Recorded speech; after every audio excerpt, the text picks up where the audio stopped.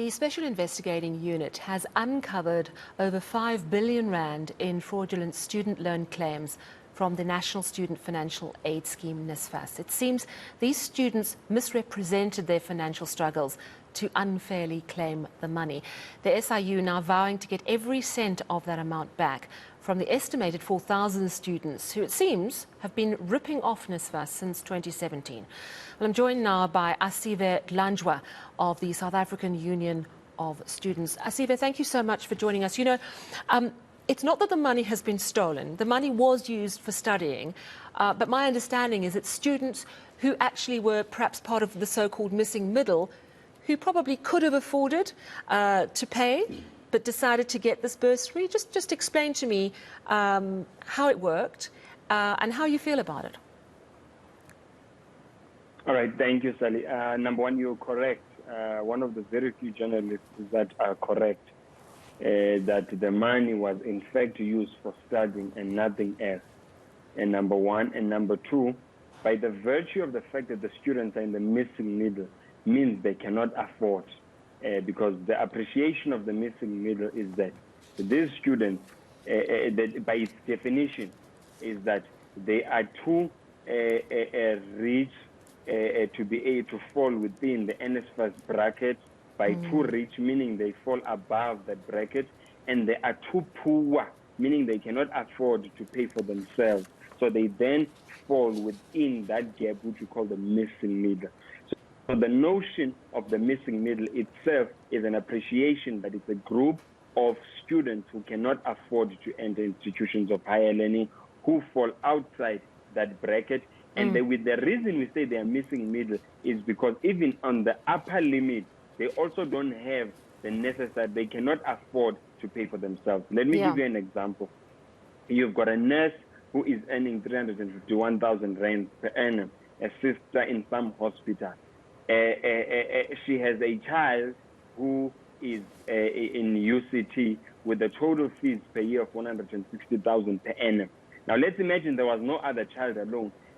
Me and you know that if you are getting paid 350,000 per annum, it's just not possible that you can be able to afford 160,000 rand towards tuition, as if there are no other costs in terms of car, food, and I mean, house, etc. Now, some of them even have more than one. We have had many hundreds of cases this year alone that we took to NSFAS, where we were able to prove to them and to show to them. And this missing middle issue is something that we've spoken about so often.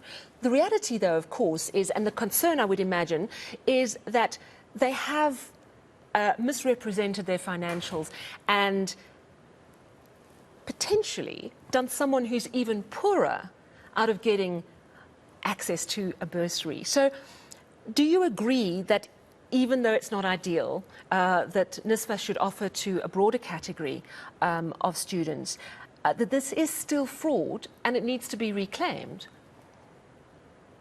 Yes, I think number one on that issue, we are under no disillusionment in the sense that obviously a law was broken and there was an attempt even maybe to defraud the state knowingly so by making a misrepresentation of what is your financial standing. And so we are saying to that extent, there should be consequences. We're a lawful state, a constitutional country, and a constitutional democracy, where a law has been infringed upon, there must be consequences. And we are saying there must be some level of consequence. However, where we do not agree is that the students must be criminalized, meaning that they must not be criminalized, they must not be incarcerated and have criminal records and all of those things.